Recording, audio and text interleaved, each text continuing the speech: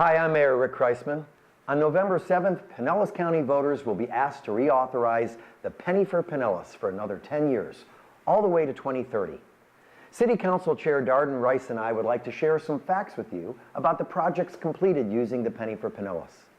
For nearly 30 years, the penny for Pinellas has been building a better St. Petersburg and a better Pinellas County, using funds generated by a 1% sales tax paid by everyone making purchases in Pinellas County.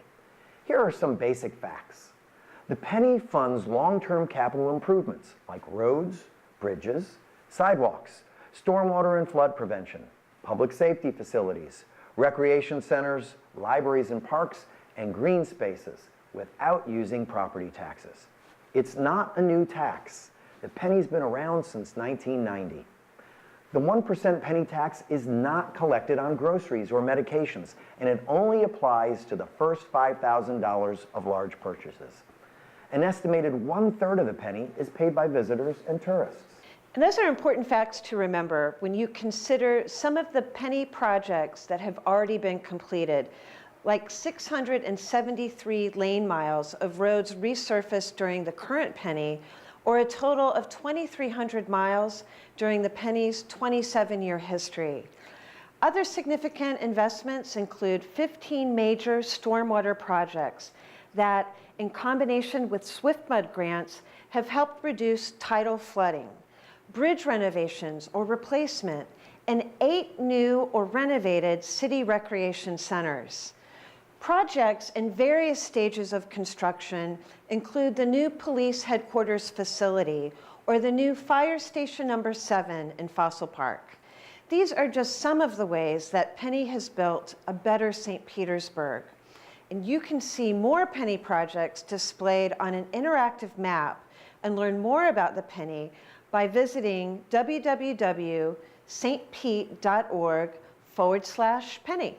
So now that we've covered a brief history of our penny and what it's done for our city, let's take a look at what's ahead. Over the last several months, the administration has worked with City Council to prioritize the future investments of the penny if it's reauthorized.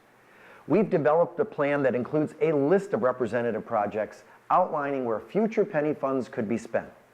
The categories are citywide infrastructure, recreation and culture, public safety, and city facilities. As the mayor mentioned, within each of these 4 categories, we also have highlighted representative projects within each category. The largest category for future investment is the Citywide Infrastructure Fund. We plan to invest 79% of future penny resources to replace or line wastewater pipes running underneath our city, to make improvements to streets and roads, including sidewalk repair, implement a Complete Streets program, and to make significant investments in affordable housing. Other projects include improving the conditions of our bridges and seawalls. If you're wondering how much of the penny we'll use on our sewer pipes, $90 million will be invested in that infrastructure. And should the penny for Pinellas be reauthorized, we plan to invest 13.75% in the Recreation and Culture Fund. Penny funds would be used to replace the Shore Acres and Frank Pierce recreation centers, replace playground equipment, make improvements to our preserves and green spaces, and at the main library. In the current round of the penny, significant investments have been made in a new police facility and improvements at many of our fire stations.